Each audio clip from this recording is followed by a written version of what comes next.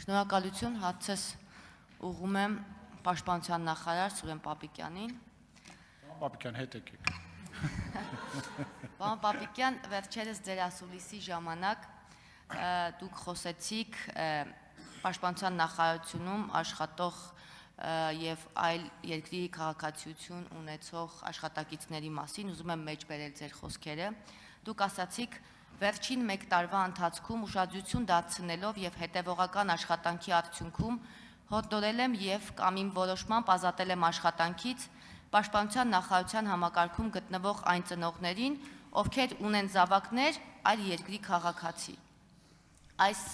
խոսքերը բավականին մեծ արձագանք գտան հասարակության մեջ, նաեւ մամուլում շատ տարածվեցին, տարբեր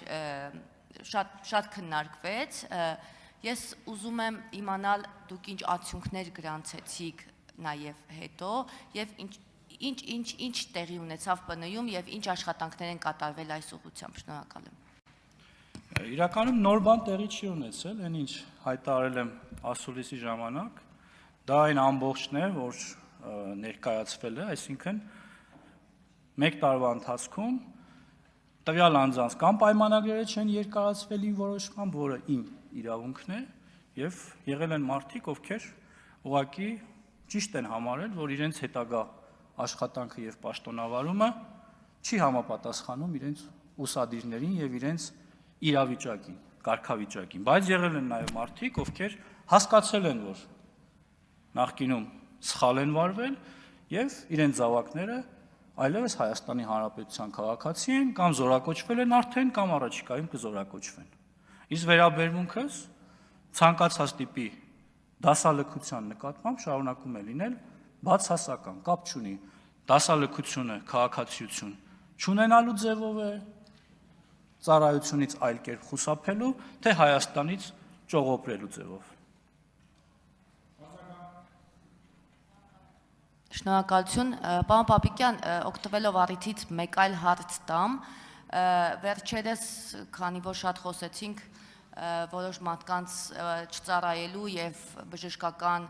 հետագա փորձաքննություններին չներկայանալու վերաբերյալ, այսինքն հայտնի մարդկանց մասին է խոսքս, մենք արդյոք չենք պատրաստվում որևէ օրենսդրական կարգավորում ունենալ դրա հետ կապված, որպիսի ժամանակին ինչ-ինչ զատուղի ճանապարհներով բժշկական փորձաքննության արդյունքներով ոչ պիտանի ծառայության համար ճանաչված մարդիկ, քաղաքացիները, որոնք այսօր բանակից խոսում են եւ քննարկումներ են ծավալում, մենք ունենանք կարգավորում, որպիսի չկարողանան հրաժարվել բժշկական փորձաքննությունից եւ հասկանանք արդյոք մարդիկ իրոք ինչ-ինչ առողջական պատճառներով ազատվել են զինվորական ծառայությունից, թե այլ զատուղի ճանապարհներով, որոնք կարող են ունենալ հետևանքներ։ Ես այս հարցին նախկինում արձագանքելու հնարավորություն ունեցել եմ, դրական են վերաբերում նման օրենսդրական փոփոխությանը, նաև պաշտոնապես եմ դրան արձագանքել պատգամավորական նախաձեռնության շրջանակներում, հիմա էլ անվտանգության հանձնաժողովի պատգամավորների հետ պատրաստ եմ եւս մի անգամ այդ հարցը քննարկել ու կյանքի կոչել։ Ինչ վերաբերում է խուսափողներին ու նրանց հետ կապված հարցերին, կարծում եմ դա արդեն մեր տիրույթից դուրս է, այլ մարմինների տիրույթում է եւ կարծում եմ պարզապես մարդիկ, ովքեր զինվորական ծառայությունից խուսափել են ու ապացուցում են դա նաեւ իրենց վարքագծով, որ դա իրականում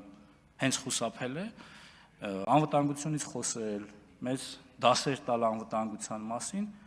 կարծում եմ իրավունք չունեն ու պետք է զբաղվեն ուրիշ բանով։